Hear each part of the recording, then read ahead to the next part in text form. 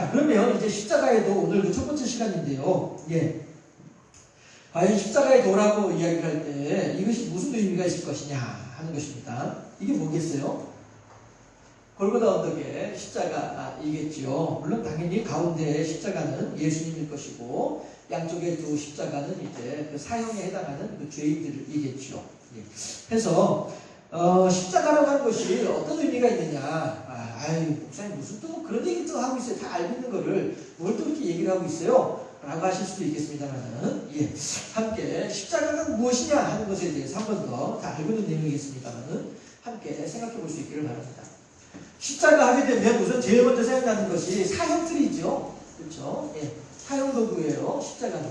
해서 십자가에 올라가는 사람들은 아무나 올라가진 않습니다. 남들한테 사기쳤다라고 해서 사기친 죄로 인하여서 사형 십자가에 올라가진 않습니다. 그렇죠? 예. 그렇다고 해서 뭐 몇 사람을 뭐 때렸다, 때린 거 가지고서 십자가에 올라가진 않습니다. 예. 누가 십자가에 올라가느냐면은 중범죄인, 예. 사형을 당하더라도 그냥 편안하게 죽는 것으로 말고 고통 속에서 죽어가는 이러한 죄를 지은 사람들, 아주 극악무도한 사람들이 올라가는 사형틀이 십자가이다 하는 것입니다.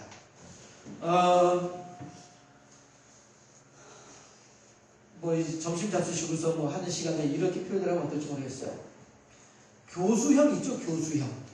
목매가지고 죽는 사형제도. 예. 교수형을 하게 되면은요, 저도 이제 정확한 내용이다라고는 솔직히 말씀을 못 드리겠어요. 저도 이제 책에서 읽은 내용이기 때문에 그 책을 이렇게 쓴 사람이 진실을 그렇게 써놓았는지 아니면 그냥 자기의 한두 번의 경험을 그렇게 써놓았는지는 모르겠습니다만은, 예, 책에서 읽은 내용이었지만, 교수형을 하게 되면, 그 남자들 같은 경우에는, 예, 이렇게 아래로 이렇게 나오는 게 있답니다. 교수형을 당할 때. 해서 이제 그걸 보면서, 교수형을 당하는 그 죽어가는 그 순간에 어떤 성적인 쾌감을 느끼나 보다. 이렇게 사람들은 생각을 해요. 다시 말씀드릴게요. 이게 분명하다, 반드시 그렇다 라고는 제가 말씀드리는 것이 아니고 그냥 제가 책에서 그런 내용을 읽었어요. 예. 그래서 사형, 여러 가지 사형의 제도 방법들이 있는 가운데 그나마 교수형이 그 죽어가는 사람으로 하여금 그나마 행복하게 죽어가게 하는 방법이다. 이렇게 얘기해요. 그런가 하면 또 이건 제가 여러 번 여러분들한테 소개했던 말이에요. 일본의 그 자객들을 이제 닌자라고 하잖아요. 청구살인업자들을 닌자라고 부르잖아요. 그런데 그 닌자들이 하는 말이 있는데, 예, 그 말이 뭐냐면은 칼 끝에도 인자가 있다. 이렇게 말을 한다는 거예요. 그게 무슨 말이냐면 그 청구살인업자가 누군가가 갑돌이가 청구살인업자한테 저기 영희를 좀 죽여주세요 라고 하게 되면 영희는 이제 틀림없이 죽은 거예요. 청구살인업자 닌자들이 알았어, 영희가 이번에 타겟이야? 영희가 이번에 목표물이야? 그럼 그 영희는 반드시 죽는다는 거예요. 어차피 죽을 인생인 거예요. 왜냐하면 철수가 닌자들한테 영희를 죽여달라고 청구를 했기 때문에 닌자들은 돈을 받고 사람을 죽이는 일들을 하는 사람들이니까, 예, 돈을 받았으니까 그 일을 안 하면 안 되는 거잖아요. 그러니까 영희는 이제 반드시 죽어요. 죽는데, 죽긴 죽되 칼 끝에도 인자가 있다. 칼 끝에 영희를 향한 인자와 자비를 베풀어 주는 거예요. 그게 뭐냐 하면 단칼에 숨이 끊어지도록 해주는 거. 이게 칼 끝에도 인자가 있다는 말입니다. 칼에도 인자가 있다는 의미라고 하더라고요. 그러니까, 예, 그 사람으로 하여금, 죽어가는 사람으로 하여금 막 고통 중에 죽어가도록 만들면 그거는 인자가 아니고 자비가 아니라는 거죠. 예, 한순간에 내가 죽는 줄도 모르고 죽도록 만들어버리는 것. 이게 칼에 인자가 있다라고 하는 말의 의미라고 하더라고요. 예, 이런 걸 생각해 볼 때에 사람이 죽음에 이르는 일은 정말로 힘든 일이죠. 예, 죽는 그 순간은 정말로 어려운 일이죠. 예, 비유가 적절할지 모르겠습니다만은 저희 친구 모친 같은 경우에 당뇨 때문에 10년 넘게 고생을 하셨어요. 그런데 그 아버님께서 뭐라고 하셨냐면은 여보 걱정하지 마. 내가 당신 당뇨 반드시 고쳐줄게. 염려하지 마. 이래가지고 막 있는 거 없는 거 다 갖다 잡수게 하신 거예요. 예. 몸에 좋다고 하면 다 잡순 거죠. 그렇게 했음에도 불구하고 결국에는 이제 그 숨이 끊어지시는데 어떻게 끊어지시냐면은 4번이나 돌아오더래요. 숨이 끊어졌다가 돌아오고 끊어졌다가 돌아오고. 그게 왜냐하면 제가 이제 그때 같이 이제 저녁에 그 초상집에서 같이 밤새우면서 친구랑 같이 밤새우면서 앉아 있었는데 뒤에서 친구 아버님이 당신 친구분들한테 했던 말씀이에요. 제 귀에 지금도 생생한데 뭐냐면 당신들 몸에 좋다고 좋은 거 너무 많이 먹지 마라. 숨질 때 힘들어. 이러시는데 너무 가슴이 아픈 거예요. 근데 이제 우리 친구가 이제 등 뒤에서 자기 아버지 하는 얘기 들으니까 그래서 이제 우리들한테 해준 얘기가 정말이야. 우리 어머니 4번이나 돌아오셨어. 이러면서 너무너무 가는 길이 힘드시더라. 이런 얘기를 하더라고요. 자, 그러다가 여러분들 다르게 듣지 마세요. 그냥 그렇다는 안 맞는 거예요. 힘들다라는 그만큼 이제 그 순간이 힘들다라는 걸 말씀드리는 거예요. 예. 그런데 이 로마 시대의 사형의 제도 가운데에도 이렇게 힘들게 죽음에 이르도록 하는 그러한 사형의 제도가 있다라고 하는 것이죠. 그게 뭐냐면 십자가형이라는 말씀이죠. 아시잖아요, 여러분들. 십자가형에 대해서 이제 뭐 자주 얘기를 들으니까 아시잖아요, 그렇죠? 예. 사람으로 하여금 40에 하나 감한 채찍을 때립니다. 경우에 따라서는 그 39대의 채찍을 맞는 중에 숨지는 사람들도 더러 있다고 해요. 경우에 따라서는. 예. 해서 40에 하나 감한 채찍을 맞고 그래서 이제 기진맥진한 상태에서 다시 또 저 십자가 저 나무를 이제 어깨에다 등에다 짊어지고 그리고서 이제 그 비아돌로로사 그 좁은 길을 이제 올라가는 거예요. 예. 올라가면 그 꼭대기에 올라갔을 때에 이제 그 십자가를 이제 크로스 해가지고 어긋 맡겨가지고 그 위에 사람을 눕혀놓고 못으로 이제 그 나무에다가 몸을 나무에다 이제 박는 거죠. 예. 그래가지고 그 상태로 이제 십자가를 이제 구덩이에다 딱 이제 꽂아 넣게 되면 이제 십자가가 이렇게 쭉 서 있는 거죠. 서 있고 사람 몸은 십자가에 달려 있는 것이죠. 그런데 이 달린 상태에서 몇 시간이 됐든지 간에 그냥 달려 있는 거예요.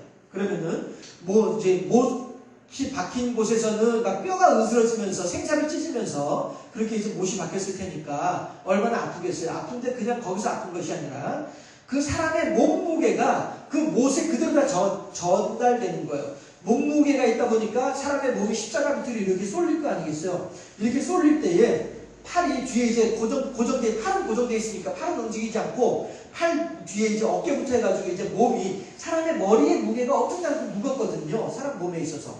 이것이 밑으로 이렇게 쏠리게 되는 거죠. 쏠리게 될 때 그 모든 압박이 이 손끝에 이제 못자국에 못에 이제 박혀있는 이곳에 모든 압박이 다 나오게 되는 거죠. 그러면서 이 손이 더 이제 막 찢어지는 어떤 생살이 찢어지는 그런 고통을 느끼는 것이 십자가형인 것이고요. 그 다음에 뼈약볕을 그대로 이제 맞으면서 더위를 견뎌내야 하는 것이고요. 그 다음에 뭐 먹을 것도 없으니까 이제 또 배고픔도 이제 어쨌든 배고픈 것은 생리적인 욕구이기 때문에 어차피 느낄 수밖에 없는 것이겠죠. 그런 고통 가운데에 몇 시간이고 나무 위에 달려있는 것이 십자가형이에요.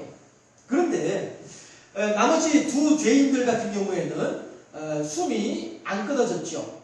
안 끊어져가지고 다리를 부러뜨려가지고 무덤 속에 집어넣죠. 그런데 예수님 같은 경우는 이제 숨이 일찍 끊어지니까 그냥 이제 옆구리 밑으로 해가지고 창을 찔러가지고 이제 심장을 찔러서 이제 완전히 확인 사살을 하고 그리고서 이제 십자가에서 내리죠. 예수님 같은 경우에는 일찍 숨이 졌으니까 그냥 그렇게 해서 다리뼈를 부러뜨리지 않고 십자가에서 내리지만 양쪽에 있는 두 죄인들 같은 경우에는 숨이 아직 안 끊어지고 붙어 있거든요. 그러니까 다리뼈를 부러뜨려가지고 무덤 속에 집어넣는 거예요. 왜냐하면 해가 지기 전에 나무에 달린 자는 해가 지기 전에 내려야 돼요. 이게 그 사람들의 관습이었단 말씀이에요. 해서 해가 지기 전에 나무에서 내려야 되는데 그러면 이 사람을 무덤에다 그냥 집어넣게 되면 나중에 기운을 차리고서 도망갈 수도 있잖아요. 그러니까 아예 도망가지 못하도록 양쪽 다리뼈를 부러뜨려가지고 무덤 속에 집어넣는 거예요. 그러면 그 속에서 이제 또 산 사람이 이틀이고 3일이고 4일이고 나흘이고 그냥 그 다리 부러지고 고통 속에서 그냥 그 무덤 속에 뒹굴면서 그렇게 숨이 지는 것. 이게 십자가형이란 말이에요. 이러니까 제가 계속 말씀드린 것처럼 사람이 어차피 숨이 지는 거라고 한다면 숨지는 그 순간이 한순간에 그냥 탁 끝나버리고 말면 그나마 죽어가는 사람에게 어차피 죽을 수밖에 없는 사람이니까 그가 한순간에 탁 숨이 끊어지게 되면 그나마 그 사람은 그나마 행복한 죽음을 맞이한단 말이죠. 그나마. 그런데 십자가 사형틀에 달려있는 사람은 온갖 고통이란 고통을 다 당하면서 아주 서서히 자기의 몸이 죽어가는 것을 그 고통을 다 느끼면서 죽어가는 것. 이게 십자가 사형이란 말이죠. 그러니 십자가 사형에 해당되는 사람이라고 하는 사람은 얼마나 그가 무도한 죄인이 십자가 사형에 해당된 사람이겠냐 하는 거죠. 그런데 예수님이 바로 그 사형틀에 지금 해당되고 있더라. 그만큼 사람들한테는 외면을 당하고 배척을 당하고 미움을 받는 그런 상황이다 하는 것이죠. 아침에 예레미야에 대해서 생각해봤습니다만은 과연 예레미야가 그렇게 잘못을 했나요? 아니거든요. 예수께서 과연 그만큼의 잘못을 한 죄인인가요? 아니거든요. 다만 아침에 예레미야에 대해서 적용했던 것처럼 예수님 같은 경우에도 괘씸죄에 해당되는 거예요. 왜 괘씸죄예요? 아니 우리들 듣기 좋은 말만 해주면 되지. 우리들 뒤에 서 있다는 말만 해주면 되지. 뭐 자꾸 이상한 소리 하는 거야. 결국에는 여러 가지 내용들이 있습니다만 한마디로 단적으로 그냥 표현을 하자면 그 내용인 것이죠. 야 나사렛 예수야 너는 말이야 우리들 듣기 좋은 말만 하란 말이야. 왜 자꾸 우리들 귀에 거스리는 말을 자꾸 하는 거야? 이래서 십자가에 달리신 분이 예수입니다 하는 것입니다. 십자가는 사형틀이더라. 그런데 그 사형틀이 보통 사형틀이 아니라 극악하고도 무도한 사람들을 향한 사형틀이더라. 예수님이 그러한 죄인, 중범죄인 취급을 당하고 있더라. 이게 십자가에 담겨있는 의미입니다. 두 번째가 뭐냐 하면 다 같이 한번 읽어보실까요? 두 번째 시작. 다시 한번요. 다들 정신 잡수신 걸로 알고 있는데 다시 한번 시작. 수치의 자리. 예, 수치의 자리. 수치가 뭐예요? 부끄러움의 자리죠? 예, 부끄러운 자리예요. 아우 남사스러워가지고 말이야. 예, 왜 남사스러워요? 부끄러우니까. 얼굴을 못 들고 다니겠어. 왜요? 부끄러우니까. 예, 왜 십자가가 왜 수치의 자리이냐 하면은요. 성경을 아무리 저 나름대로 읽어보고 이렇게 좀 해보아도 예수님이 십자가에 오르실 때에는요 예수님의 홍포를 이제 로마 병정들이 홍포를 벗기죠. 예, 그 홍포를 벗기는 것이 뭐냐면 예수님의 알몸이 드러나는 순간이에요. 예, 해서 예수님의 알몸이 드러나는 순간이고 그 드러나진 알몸을 나무에서 높은 데서 모든 사람들이 다 보여주고 싶어서 보여주는 것이 아니라요. 예, 보일 수밖에 없는 그런 상황이 되는 것이 십자가의 자리예요. 예. 특히나 이스라엘 사람들에게 있어서 특히나 남자들이 알몸을 보여준다. 성경에 표현된 바에 의하면 하체를 드러낸다 라고 하는 것은 정말로 그 수치스러운 상황이 되는 것입니다. 네. 해서 다윗이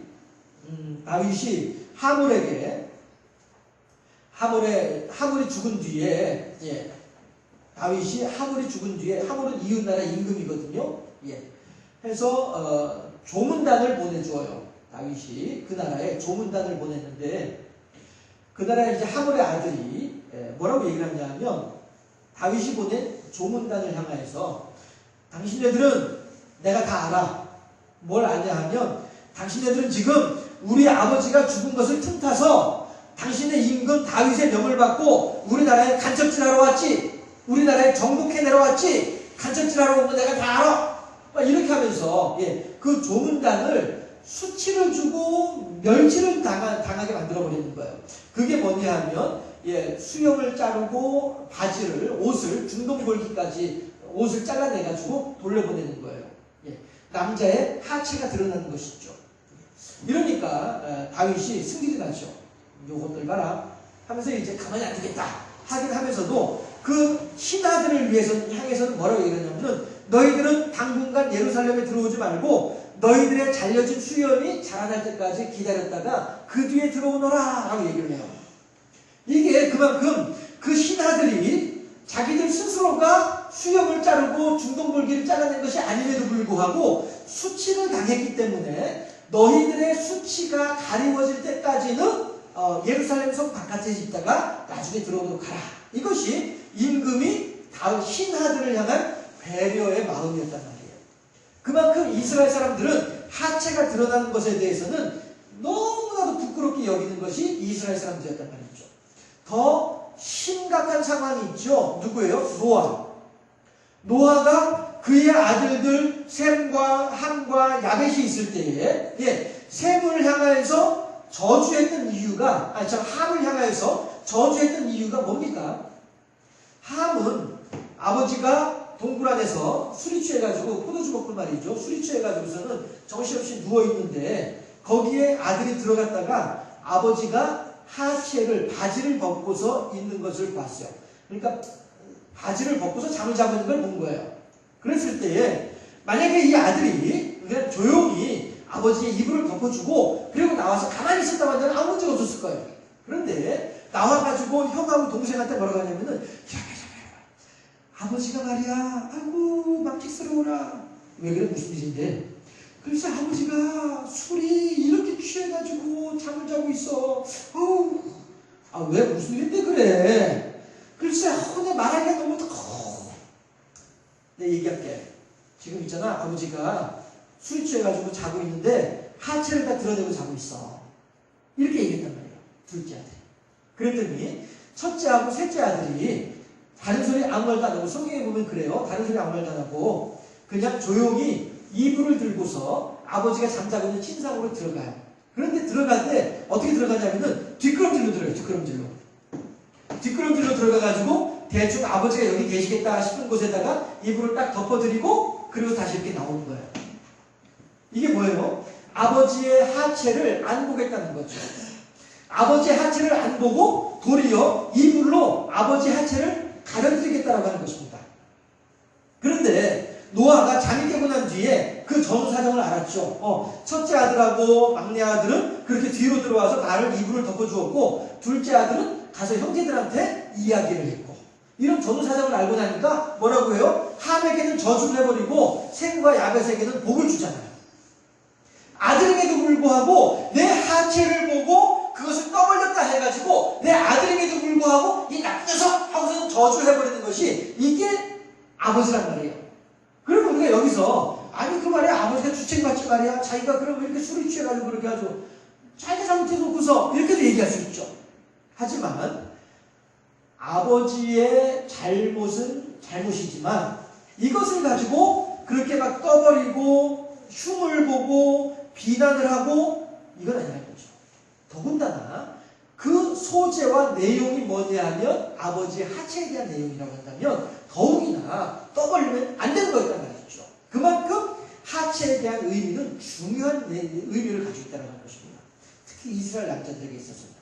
그런데 이 십자가에 오르실 때에 예수님께서는 바로 그 하체를 그대로 드러내고서 십자가에 오르시더라 하는 것입니다. 그래서 그 누구보다도 부끄러운 자리가 십자가의 자리예요. 물론 이러한 죄인 취급당하는 것도 일본에 이러한 죄인 취급당하는 것도 사람들 앞에 당당한 것은 아니긴 하지요. 하지만 정말로 내가 죄를 지어서 죄인 취급을 당하면 부끄러운 일이겠지만 내가 죄인이 아님에도 불구하고 죄인 취급을 당할 때는 당당하잖아요. 그렇죠? 예전에 우리나라 한창 민주화 운동할 때 70년대 80년대 이때 양심수들 이른바 양심수들 민주화 투사들 이런 사람들은 붙잡혀가면서도 구호 외치고 붙잡혀가면서도 얼굴 당당하게 하고 이러고서 들어가잖아요. 붙잡혀 들어가잖아요.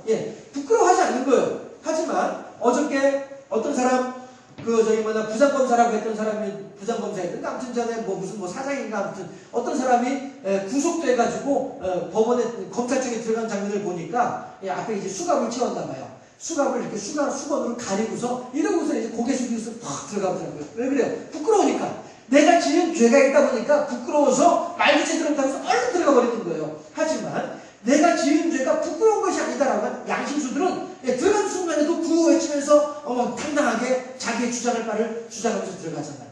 그러니까 예수님의 사형틀은 예수님에게 있어서는 사형틀이기 때문에 부끄러운 것은 아니에요.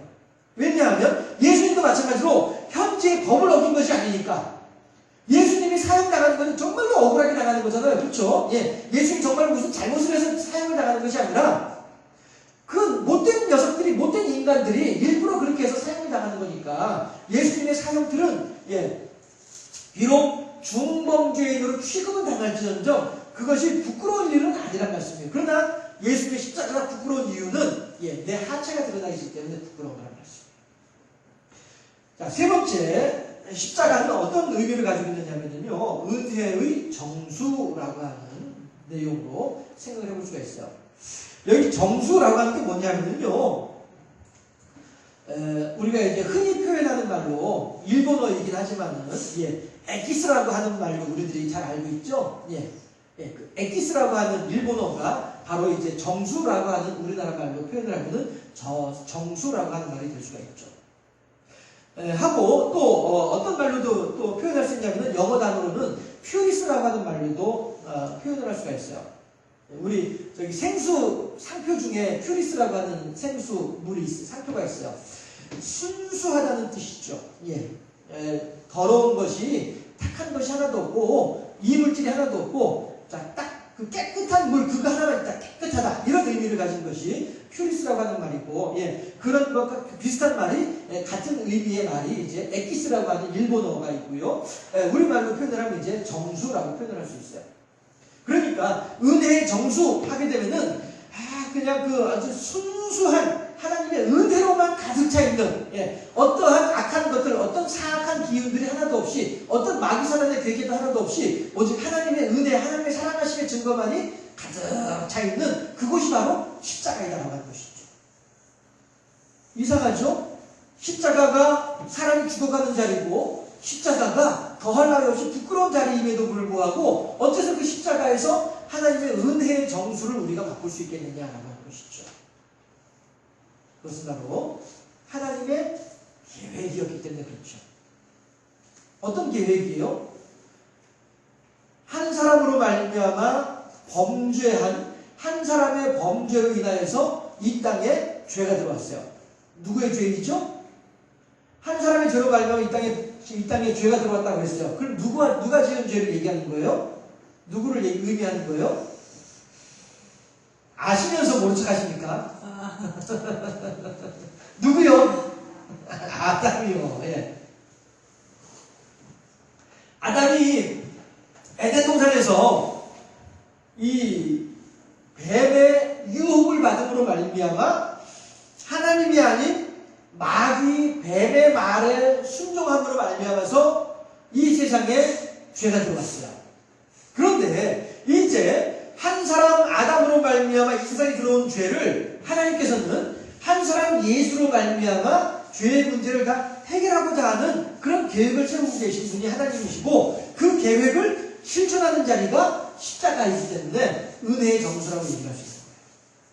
해서 이전 것은 지나갔으니 보라 새 것이 되었도다 라고 할 수 있는 이유가 뭐예요? 이전에 행하던 악한 일과 더럽고 추악한 모든 죄를 온전히 다 벗어버렸기 때문에 그래서 내가 하나님을 향하여서 새 것이 되었다라고 당당히 얘기할 수 있는 것이 왜냐하면 예수 그리스도께서 십자가에서 나의 모든 죄의 문제들을 다 해결해 주셨기 때문에 그렇다고 하는 거예요. 만약에 하나라도 예수님께서 십자가에서 달려 돌아가신 일들이 우리들의 죄를 해결해 주기에 부족함이 있었다라고 한다면은 우리들은 십자가는 십자가대로 믿으면서 또 여전히 우리들은 짐승을 잡아 죽이는 이러한 속죄의 제사를 지냈어야만 했을 수도 있을 거예요. 그렇지만 어떤 사람들은 사실 이 기독교 신앙에 있어서 제일 이해하기 힘들고 용납하기 어려운 것 가운데 하나가 이 내용일 수도 있어요. 실제로 이것 때문에 많은 이단들도 생겨나기도 하고요. 뭐냐 하면 아니 어떻게 예수님이 내 이전의 죄와 지금 짓고 있는 죄와 앞으로 지을 죄까지 어떻게 다 해결했다는 거야. 도대체 이게 어떻게 말이 돼? 이 내용이 많은 사람들에게 기독교 신앙을 온전히 받아들이기에 힘들어하는 내용 중에 하나예요. 그렇지만 그게 사실인 걸 어떻게 해요? 그 대장금이라고 하는 드라마에서 그 유명한 대사 있잖아요. 감식초 맛이 나서 감식초로 맛이 난다고 하는데 이것을 감식초 맛을 왜 나냐고 설명을 하면 대체 내가 뭐라고 설명을 합니까? 뭐 이런 대사가 있다면서요. 예. 십자가는 그렇단 말이에요. 하나님께서 십자가에서 당신의 예전의 죄와 지금의 죄와 앞으로 지을 죄까지 다 십자가에서 해결해 주셨다고 하는데 그걸 왜 못 믿습니까? 난 안 믿어진다니까? 설명해봐봐. 이것을 이렇다라고 이야기를 하는데 여기에 대해서 무엇이라고 더 설명을 할 수 있겠습니까? 이것이 십자가라는 거죠. 은혜의 정수란 말씀이에요. 이것이 비밀이기도 하고요. 이것이 믿어지는 사람이야말로 하나님께서 선물을 받은 사람이 되는 거죠. 이것이 믿어지지 않아서 기독교 신앙 안에 들어오기 힘들어하는 사람들이 여럿 있다는 말씀이에요. 저 같은 경우에도 중학교 때 친구 중에 하나가 그런 친구가 있을 때니까요. 야! 그런 게 어딨어? 아니 난 믿을 수 없어. 그런 게 무슨 신이야? 그런 하나님이라는 난 안 믿을 거야. 그럼 너도 용서받고 나도 용서받고 다 구원받는단 말이야? 그런 신이 있어. 그건 불공평하지. 잘못한 놈은 잘못한 놈대로 벌을 받는 것이 당연한 거지. 잘못한 놈인데도 뭐 다 용서해 주는 거야. 그런 게 어딨어. 그건 불공평해. 이렇게까지 말한 친구들도 있었거든요. 하지만 그건 사람의 생각인 것이죠. 사람의 생각과 다른 하나님의 뜻이 있기 때문에 우리들은 야 역시 하나님이구나 라고 얘기할 수 있는 거란 말씀이죠. 해서 정리하면 오늘은 여기까지만 하시죠. 예, 십자가의 도라고 했을 때에 우선 십자가만 보고 있는 거예요. 예, 그럼 십자가는 무엇이냐 하게 되면 첫째 사형틀이다. 예수님이 이렇게 그가 무도한 죄인으로 취급을 당하고 있다. 억울하고 안타깝지만. 예. 두 번째 십자가는 수치의 자리이다. 가장 극심하게 부끄러운 자리이다. 왜냐하면 그 사람들에게 그렇게 일부러 그렇게 수치를 당하도록 만들고 있다 하는 것이고요. 그럼에도 불구하고 십자가는 우리들에게는 너무나도 은혜로운 자리이다. 왜? 내 생각으로는 이해가 안 되지만 내 마음으로는 도저히 이게 대체 이게 어떻게 된 일이야. 이게 희한하고 말이야. 이게 이상한 일이긴 건 분명하지만 그럼에도 불구하고 그것이 하나님의 은혜고 그것이 하나님의 사랑이 되고 그것이 하나님의 우리를 향한 구원의 계획이라고 한다면은 그대로 받아들여야 되지 않겠느냐. 무슨 얘기예요? 나의 어떠한 죄를 할지라도 다 용서하셨다. 내가 지금 현재 믿음이 없고 내가 지금 현재 믿음이 약해서 내가 지금 현재 아직까지도 인간적인 욕심이 많아가지고 하나님을 향해서 짓고 있는 죄가 있다. 그럼에도 불구하고 심지어는 아직 나조차도 모르는 내가 앞으로 지을 모든 죄까지도 다 용서해 주셨다고 하니 나로서는 이건 정말로 이해할 수 있는 일이고 나로서는 정말로 이거는 받아들이기 어려운 그런 내용이라 할지언정 이 사실을 믿음으로 아멘 하게 되면 그래요 하나님께서 나의 모든 죄를 용서할 줄로 믿습니다. 하나님께서 나의 앞으로 지을 모든 죄까지도 이미 다 용서해 주실 줄로 믿습니다. 할렐루야. 아버지는 감사합니다. 내가 앞으로 얼마나 무거운 죄 내가 앞으로 얼마나 심각한 죄를 지을지도 모르는데 그럼에도 불구하고 그런 죄까지 다 용서해 주다니 너무 감사합니다. 그러나 여러분 이 자리에서 이것만큼은 반드시 함께 생각을 해봐야 돼요. 그렇다고 해서 내가 내 모든 죄를 용서받았다고 해서 앞으로 기고만장해서 내 마음대로 온갖 죄를 다 저지르면서 다니면 되겠느냐? 그건 또 아니죠. 왜냐하면 내 죄를 용서해 줄 때에 그 대가가 뭐예요? 십자가 사형틀이잖아요. 그 대가가 뭐예요? 수치의 자리이잖아요. 이러한 고통과 어려움을 겪으면서 나의 죄를 용서해 주었는데 내가 나 스스로 또다시 죄 가운데 들어가게 되면은 예수님을 2번 십자가에 못 박는 것과 마찬가지 아니겠느냐. 그렇다면 이거는 사랑하는 사람으로서 할 수 있는 일이 아니지 않느냐라는 것입니다. 사랑에는요 필요한 것이 2가지 있어요. 뭐냐면은 열정과 봉사예요. 이건 이제 여러 심리학자들이 하는 말이거든요. 사랑이 대체 무엇일까? 라고 하는 것을 연구하는 중에 사랑이 무엇인지는 알지 못하겠지만 사랑을 위해서 필요한 것이 2가지가 있다. 뭐냐면 열정과 봉사예요. 그 사람을 향한 열정, 그 사람을 향한 애살이 있어야 돼요. 그리고 그 사람을 향한 희생과 봉사가 있어야 돼요. 이게 사랑을 유지하는 방법이에요. 하나님께서 우리들을 사랑할 때에 열정과 봉사로 우리들을 사랑해 주셨어요. 그리고 이제 우리들 또한 하나님의 사랑에 감사해서 우리도 하나님을 향해서 사랑을 고백을 한 것이 마땅할 텐데 우리가 하나님을 향해서 사랑하노라 고백하면서 열정과 봉사가 없이 하나님을 사랑한다? 이건 거짓말이 되는 거죠. 해서 우리들의 모든 죄가 용서받았다고 해서 우리가 기고만장할 것이 아니라 이렇게 나를 위해서 열정과 봉사로 나를 사랑해주고 계신 하나님을 향해서 우리도 마찬가지로 하나님께 그만큼은 아닐지언정 우리가 할 수 있는 최선으로 하나님께 열정을 바치고 우리가 할 수 있는 최선으로 하나님께 봉사해드리는 것이 헌신하는 것이 우리들의 마땅한 행위가 되어야 하겠다는 것이죠.